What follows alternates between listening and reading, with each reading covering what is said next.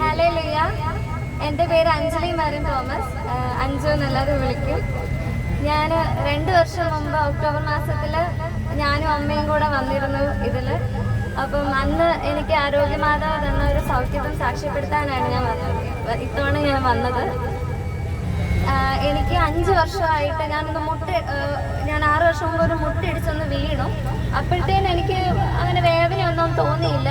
അതിൻ്റെ അടുത്ത വർഷം തൊട്ട് ചെറിയൊരു മുട്ടുവേദന, അതും വലതുകാലം. അപ്പം നമുക്ക് അറിയാമല്ലോ, അപ്പം നമുക്ക് നല്ലൊരു ബുദ്ധിമുട്ടായിരുന്നു. ആദ്യമൊന്നും എനിക്ക് വലിയ കുഴപ്പമൊന്നും തോന്നിയില്ല. പിന്നെ ഞാൻ പഠിക്കാനായിട്ട് ഹോസ്റ്റലിൽ പോയത്. അത് എനിക്ക് 4ാം നിലയിലായിരുന്നു എൻ്റെ റൂമൊക്കെ.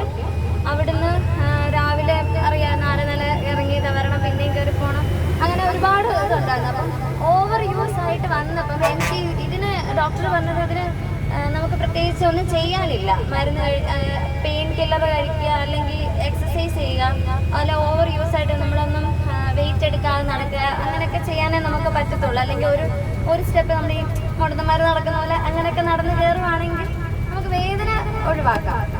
അപ്പം അങ്ങനെയായിരുന്നു. അപ്പോൾ എൻ്റെ സിറ്റുവേഷൻ അപ്പം എനിക്ക് ഞാൻ MBA പഠിക്കുന്ന സമയത്ത് എനിക്ക് 4 നില ഞാൻ പറഞ്ഞല്ലോ. അപ്പോൾ അതെനിക്ക് ഭയങ്കര ബുദ്ധിമുട്ടായിരുന്നു. പലപ്പോഴും ഞാൻ ബ്രേക്ക്ഫാസ്റ്റും ഡിന്നറൊക്കെ സ്കിപ്പ് ചെയ്യും. ഇറങ്ങി വന്ന് പിന്നെയും കയറുമ്പോൾ എനിക്ക് നല്ല വേദന. അപ്പോൾ ആദ്യം ഞാൻ കയറുമ്പോൾ ഒന്ന് വേദന എടുക്കുകയല്ല, നമുക്കങ്ങനെ അറിയാം. രാത്രിയിലാണ് വേദന വരുന്നത്. വേദന എന്ന് പറഞ്ഞാൽ പൊള്ളുന്ന വേദനയാണ്. മുട്ട് നല്ല റെഡായിട്ട് ഇരിക്കും, പൊള്ളുന്ന. ബാക്കി ഏത് വേണം നമ്മൾ സഹിക്കുന്ന. അപ്പം ഇതെനിക്ക് സഹിക്കാൻ പോലും പറ്റത്തില്ല. ഞാൻ കിടന്ന് കരയും.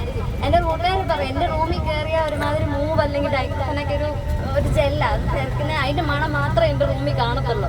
രാത്രി ഇരുന്ന് ഇത് തേക്കുക, ഉറക്കം പോലും ഇല്ല, നല്ല വേദനയാണ്. അപ്പം ആൾക്കാരോട് പറയുമ്പോൾ നിനക്ക് ട്രീറ്റ് ചെയ്തുകൂടെ, ഒന്നും ചെയ്യാനില്ല ഇതിന്. അപ്പം കഴിവതും ഇപ്പം സൂക്ഷിക്കുക എന്നല്ലോ. ഞാൻ പഠിത്തം നിർത്തിയാലോ എന്ന് വരെ ആലോചിച്ച്. എന്നിട്ട് കൊറോണ വന്നു.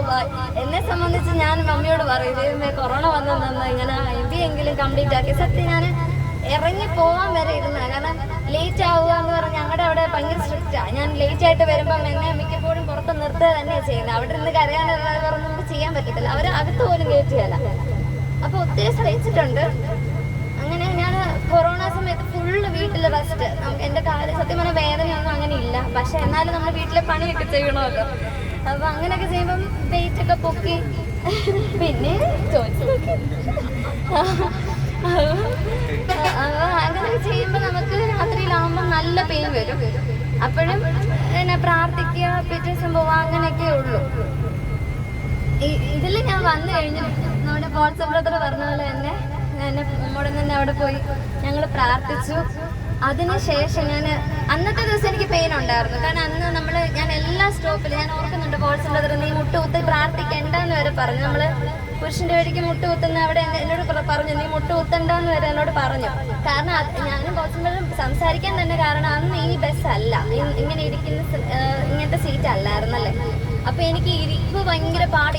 ഇരുന്നിട്ട് എനിക്ക് വേദനിച്ചിട്ട് ഞാൻ എഴുന്നേറ്റ് നിൽക്കുമ്പോഴാണ് ഇവിടെ ഇരുന്നാണ് ഞങ്ങൾ സംസാരിക്കുന്നത്. അപ്പം ഞാൻ ഇങ്ങനത്തെ ബുദ്ധിമുട്ടൊക്കെ പറഞ്ഞായിരുന്നു.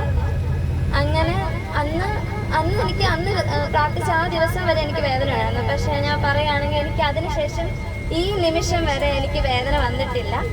എനിക്ക് വേദന വന്നിട്ടില്ല എന്ന് മാത്രമല്ല, എനിക്ക് ഒത്തിരി ചെയ്യുമ്പം കുറച്ചൊരു വേദന, അതെല്ലാവർക്കും വരുന്ന ഒരു വേദന. അതൊന്നും അല്ലായിരുന്നു ഞാൻ അനുഭവിച്ച വേദന വെച്ച് നോക്കുമ്പോൾ ഇതൊന്നും ഒന്നുമല്ല. എനിക്ക് ഇതുവരെ വന്നിട്ടില്ല. ഞാൻ ഇന്നലെ ആണെങ്കിലും എല്ലാത്തിലും ഞാൻ മുട്ടുകുത്തി തന്നെ എല്ലാം ചെയ്തു. ഇതൊന്നുമല്ല, ഞാൻ 3 തവണ മലയാറ്റൂർമല എനിക്ക് പറ്റുന്ന പോലെ ഞാൻ കയറിയിട്ടുള്ള ഒരാളാണ്. അതിനുശേഷം ഈ 5-6 വർഷമായിട്ട് ഞാൻ കയറിയിട്ടില്ല. എനിക്ക് പേടിയായിരുന്നു. അപ്പോൾ ഈ കൊല്ലത്തെ ഇതിന് എന്നാണേലും എന്നെ മാതാവ് സൗഖ്യപ്പെടുത്തി. ഞാൻ ഇത് കയറുമെന്ന് പറഞ്ഞിട്ട് ഞാൻ അമ്മയോട് ഒരമ്മ എന്നെ പോയിട്ട് വരും. എൻ്റെ കൂടെ വന്ന് എൻ്റെ കൂടെ 2 പേരുണ്ടായിരുന്നു. അവർ വരെ നിർത്തിയിട്ട് 3-ാം സ്ഥലമൊക്കെ അറിയാലോ, ഏറ്റവും പാടാണ്. അവർ എഴുതിച്ചു, അവർ പോയി. ഇത് ഞാൻ മുഴുവൻ കയറി വന്നത്. എനിക്ക് അന്നത്തെ ദിവസം ഒരു വേദന എനിക്ക് പറയാൻ അറിയത്തില്ല. വേദന ഇല്ല, മുട്ടിന് ഒരു കുഴപ്പവും ഇല്ലായിരുന്നു. അതിനുശേഷം എനിക്ക് ഇതുവരെ ആ വേദന വന്നിട്ടേ ഇല്ല. അത് സാക്ഷ്യപ്പെടുത്താൻ കൂടിയാണ് ഞാൻ വന്നത്.